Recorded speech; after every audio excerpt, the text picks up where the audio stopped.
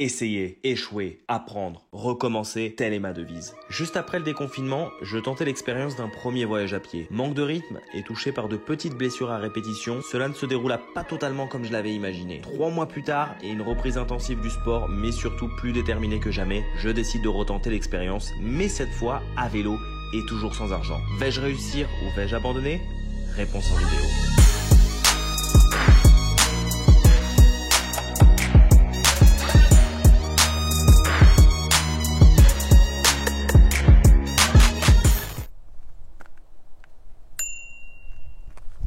Hola los amigos, j'espère que vous allez bien. Nouvelle journée, nouvelle aventure, nouveau vlog, mais surtout nouveau défi.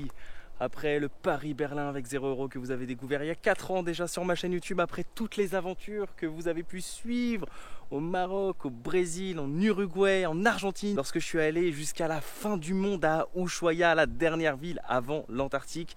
Et récemment, avec le Paris-Lille à pied et sans argent, je m'attaque à un nouveau challenge, un nouveau voyage, un nouveau mode de voyage, puisque j'ai testé il n'y a pas longtemps le camping-car. Cette fois, je vais tester de voyager à vélo et sans argent. Alors c'est une phase de test, on fait un Paris-Chartres à vélo et sans argent. Pourquoi phase de test? Pour 2 raisons. La première, déjà par rapport à mon équipement, comme vous voyez c'est un équipement très basique. D'ailleurs je vous ferai une vidéo spéciale sur mon équipement, une vidéo un peu plus inside. Vous pouvez dès à présent rejoindre ma chaîne en tant que membre. Vous payez un petit supplément par mois et moi je m'engage à vous faire des vidéos inside comme ça quand je suis en voyage. Il y a des vidéos donc exclusives pour les membres qui sortiront sur ma chaîne YouTube. Et d'ailleurs j'en profite très rapidement pour faire mon petit placement de produits, de mes produits à moi. J'en ai déjà parlé, c'est mes bébés, c'est mes produits que j'ai créés. J'ai créé une formation pour toutes les personnes qui ont envie de voyager mais qui ne savent pas comment s'y prendre, par où commencer, qui ont peur parce qu'ils n'ont pas beaucoup de budget, qui ne savent parler aucune autre langue que le français, etc. Donc la formation, ça s'appelle La Liberté. C'est une formation où je vous coach en vidéo et je vous aide à prendre votre envol et je réponds vraiment à tous les doutes et craintes que vous pouvez avoir concernant le voyage à l'aventure en sac à dos. Et mon e-book Comment voyager partout dans le monde sans se ruiner, c'est moi qui l'ai écrit de A à Z, j'ai tout fait. Donc voilà, ça c'est mes petits produits. Et en rejoignant la chaîne en tant que membre, en achetant mes produits, vous m'aidez à financer mes prochains voyages, le matériel quand il y en a besoin. Par exemple, les petites sacoches, je les ai achetées, c'est normal pour faire le voyage. La tente, je remercie la personne qui me l'a prêtée, petit big up, elle se reconnaîtra. Et donc c'est comme ça qu'on part. Et la deuxième raison, c'est pour une raison entre guillemets de santé. Depuis le Paris-Lille à pied, j'ai un adducteur qui s'est pas très bien rétabli. L'adducteur en général c'est assez long, les footeux comprendront. Et donc voilà pourquoi on lance une phase de test. Alors je ne suis pas parti de Paris Tour Eiffel, je suis parti de la banlieue sud et pour aller à Chartres, j'ai à peu près 80 km. Je ne vais pas vous le cacher, j'ai déjà fait environ 10 km, ce qui fait que je me retrouve comme ça ici dans un champ. Pour vous, la vidéo commence ici, pour moi ça a commencé il y a déjà 10 km. Alors j'ai une petite tente, évidemment vous le savez, on est dans une période un peu particulière. Si nous n'étions pas dans cette période, je pense que je n'aurais pas pris de tente. J'aurais toqué aux portes en demandant si je peux dormir directement chez des personnes. Là, j'ai une tente pour des raisons pratiques, mais aussi pour éviter justement d'enquiquiner les gens dans cette période si particulière. Donc si je peux poser ma tente dans un jardin, un peu comme pour le Paris-Lille, c'est exactement ce qu'on fera. Alors le GPS indique 4 heures pour rejoindre Chartres, mais bien évidemment ça c'est si on trace et on ne s'arrête pas. Moi je vais y aller à mon rythme premièrement. 2, je fais des vidéos, ce qui m'amène à m'arrêter souvent pour prendre des plans, pour parler, etc. J'ai aussi mon drone, donc ça veut dire que lorsque je voudrais prendre des vidéos en drone, il va falloir que je m'arrête, que j'enlève le matériel, que je prenne le drone, que je le sorte, etc. Enfin donc moi ça prendra certainement un peu plus de temps, puis j'ai pas envie de me mettre de pression, j'ai envie de faire ça tranquille et de profiter de tous les paysages que la nature pourra m'offrir. Et maintenant je vous rappelle juste, avant de commencer l'aventure, 1, si vous n'êtes pas abonné à cette chaîne, n'oubliez pas de le faire. Et surtout, d'activer la cloche de notif. 2, si vous voulez suivre l'aventure en live comme si vous y étiez bien avant les vidéos YouTube, regardez, je vais vous montrer, regardez le setup de Blédard. C'est là, je fais des stories sur mon compte Instagram, donc rejoignez-moi. Mon compte, c'est Ben & Co. Et bien évidemment, lâchez votre plus gros like, mais vraiment lâchez votre plus gros like. Et surtout, n'oubliez pas de partager la vidéo parce que ça peut en aider plus d'un sur cette terre qui voudrait se lancer. Voilà, on est parti, let's go, direction Chartres. Alors l'avantage c'est que vous commencez la vidéo ici en pleine nature avec moi, donc je vous ai épargné un petit peu le passage de la banlieue sud de Paris, le klaxon, les bruits des voitures, etc. Là, vous avez vraiment un cadre idyllique pour commencer cette aventure avec moi en vélo. Hello! Jojo il fait la fiotte, t'es trop mignon, bonne journée. Merci, bonne journée. Bon, est-ce que mon GPS m'a perdu? Je ne sais pas, merci vous aussi. Est-ce que j'ai toujours confiance en lui? Je ne sais pas non plus. Est-ce que je suis perdu déjà dès le début au milieu de nulle part? Je ne pense pas. En fait, je suis mon GPS et il me fait passer par des chemins un peu bizarres que je ne connais pas, donc c'est certainement des routes de forêt. J'espère juste qu'il n'est pas en train de me planter parce que, en fait, en partant ce matin, il m'a fait passer par un terrain privé et c'était un cul-de-sac, donc j'ai dû changer d'itinéraire. Et ce que j'espère, en fait, c'est ne pas faire tout ça pour rien et devoir faire le retour. Heureusement, là, je suis tombé sur des promeneurs. Voilà, il y a une tonne de chiens qui arrivaient vers moi, c'était incroyable.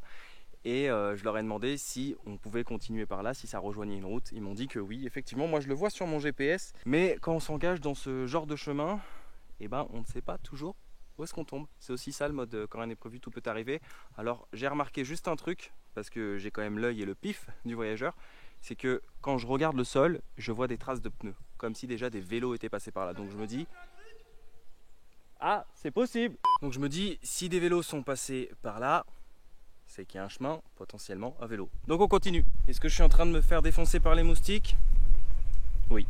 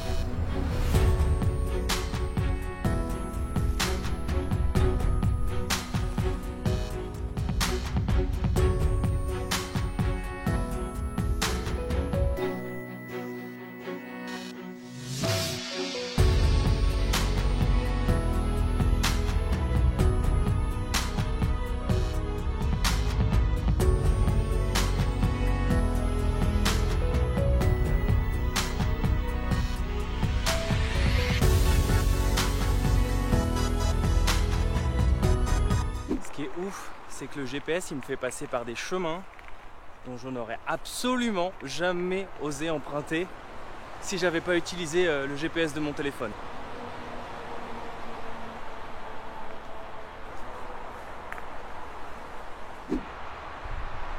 Propriété privée, chasse réservée. Des fois j'hésite même à lui faire confiance au GPS, mais je crois qu'arriver ici au milieu de nulle part, ben, j'ai pas trop le choix.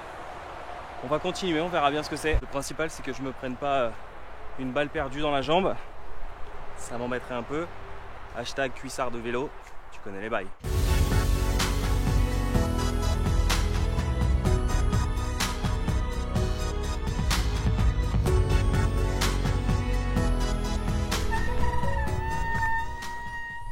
Oula, moi je voulais juste faire un Paris-Chartres à vélo à la base. Je m'étais pas engagé pour faire une compétition de VTT dans les bois. Je sais pas si vous vous rendez compte, mais là il y a une descente comme ça, jonchée de zig et de zag, de pierres, de terre, de petits troncs d'arbres qui passent au milieu.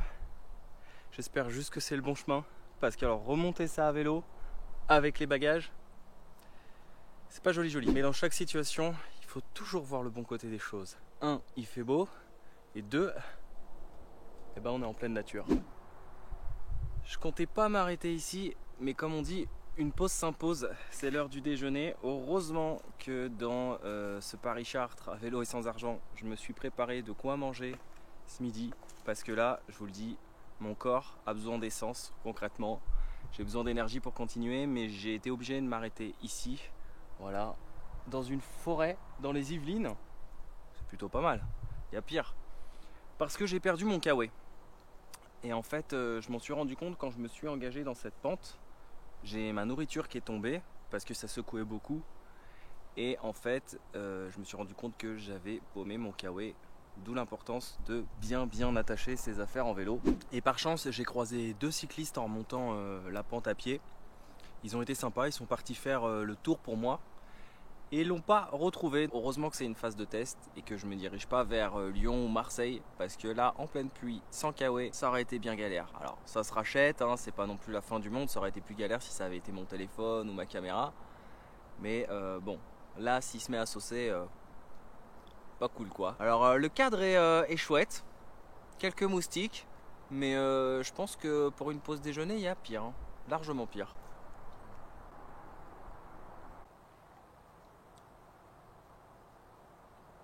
Bon, c'est l'heure de faire le flash info. Il me reste exactement 2h30, soit 48 km, ce qui veut dire que j'ai fait déjà à peu près 30 km, ce qui est pas mal, puisque si je compare avec le Paris-Lille, on faisait entre 30 et 40 km par jour. C'est là qu'on se rend compte que malgré parfois les routes de merde qu'on peut avoir, bon, ça reste en pleine nature, c'est l'avantage, on va pas se plaindre, mais ce que je veux dire, c'est vrai que c'est bon.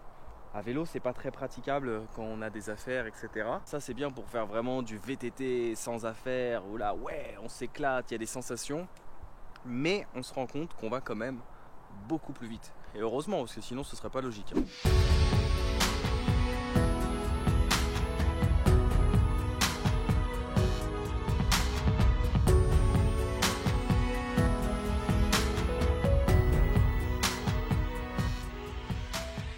Et non, ceci n'est pas la cathédrale de Chartres, c'est un leurre. Et je commence à passer par des petits villages très sympas. D'ailleurs, j'aurais bien aimé prendre ma pause déj ici. Mais le destin en a voulu autrement. Mais ça va être l'heure de recharger ma bouteille d'eau. Et oui, ça y est, je n'ai plus rien. Donc le but, ça va être de trouver un petit commerce ou une petite maison. Enfin, en tout cas, quelqu'un qui puisse me recharger ma bouteille en eau.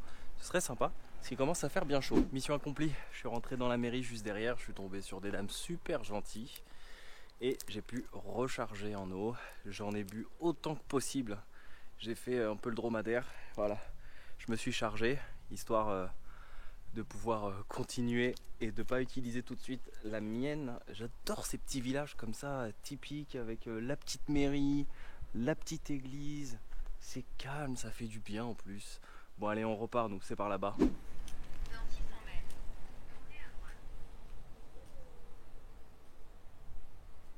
Bah là c'est très cool, je suis tombé sur un cycliste très sympa avec qui j'ai sympathisé, avec qui on a partagé un petit bout de route et qui m'a aidé à trouver un itinéraire bis bien plus sympa que celui que le GPS voulait me faire prendre. On est passé par des champs et tout, c'était vraiment génial. Ça m'a fait passer mine de rien un bon quart d'heure. Tourne à gauche, oui, je tourne à gauche et il me reste plus officiellement que 2 heures pour arriver à Chartres. Quand le soleil est à son zénith comme ça et que tu es dans des petites pentes, bah, je peux vous dire que c'est pas facile. Mais au moins là tu es sûr de brûler de la calorie. Alors là je me trouve sur une départementale. Ça y est. Et j'ai hâte que ce soit un petit peu du plat pour aller un peu plus vite. Pour pédaler plus fort. Là où le vent me portera vers l'infini et au-delà. Ce n'est pas le soleil, je vous rassure. Je suis juste un peu fou, c'est de nature comme ça.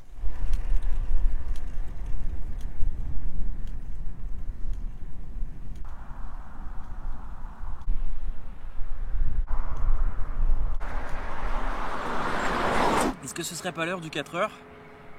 Je pense que oui, et je pense qu'on a bien mérité. Alors j'ai un voisin qui est trop sympa, qui avant de partir, quand je lui ai expliqué que j'allais faire un Paris-Chartres, m'a généreusement offert des figues de son jardin, des figues fraîches. J'adore ça en plus, donc on va se remettre un petit peu de peps, un petit peu de sucre dans le sang. Le truc, c'est que j'aurais pu en faire limite un jus de figue, parce qu'elles sont tellement mûres, tellement sucrées qu'elles se sont écrasées dans mon sac. Faut que je les mange maintenant, parce que sinon...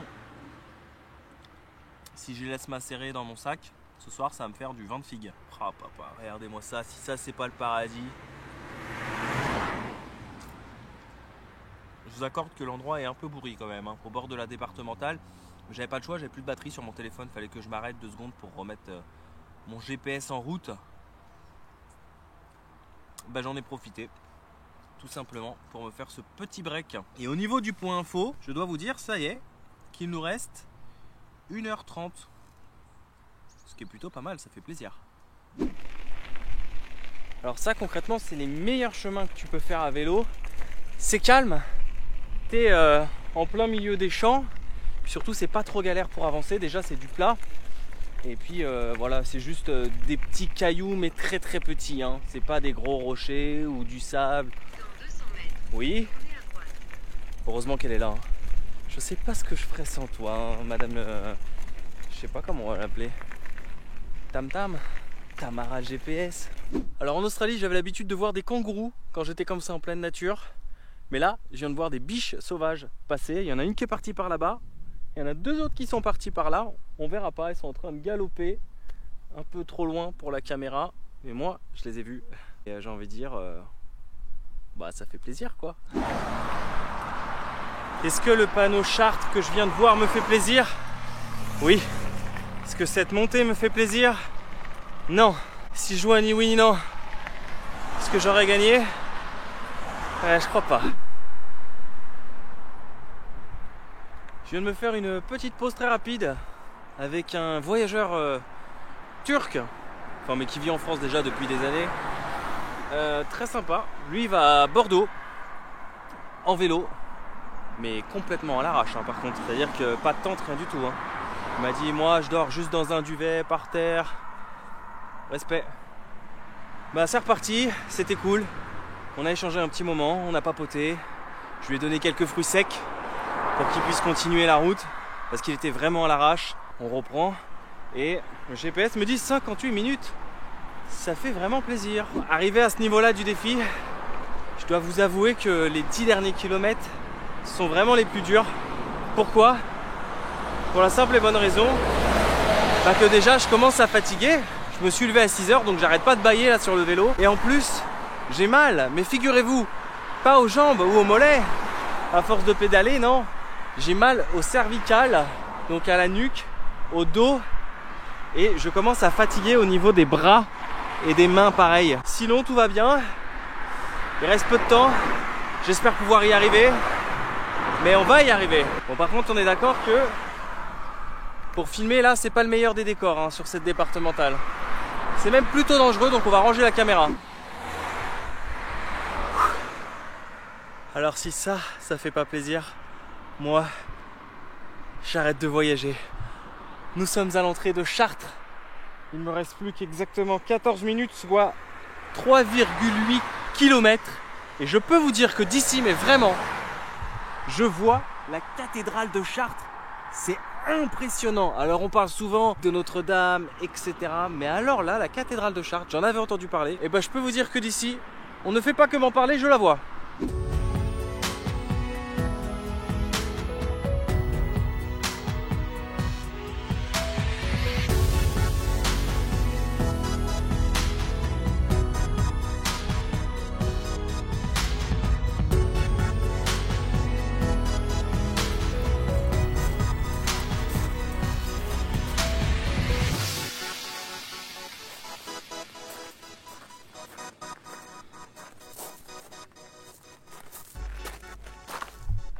Ça y est, on l'a fait, je suis trop content, je suis trop fier. Regardez ça derrière moi, la belle cathédrale de Chartres. On a réussi notre défi, Paris-Chartres, à vélo et sans argent, 80 km, ça aurait été long. Je dois vous dire que j'étais censé arriver à 14 h, il est presque 20 h. Mais bon, c'est pas grave, le principal c'est d'avoir pris du plaisir. Je m'en doutais de toute façon que j'allais pas arriver à l'heure parce que j'arrête pas de m'arrêter pour faire des plans, etc. Et puis surtout j'y vais à mon rythme, je prends mon temps. J'ai pas le meilleur vélo aussi pour tenter ce genre de challenge, mais j'ai quand même un vélo, donc ça c'est cool. À partir de là, le challenge n'est pas terminé, puisque maintenant il va falloir trouver à manger et surtout un endroit où dormir. Et là je pense que c'est la partie la plus compliquée. Mais bon, avant qu'il fasse nuit, on va juste profiter un petit peu de la cathédrale et puis ensuite on va aller chercher un petit endroit où dormir.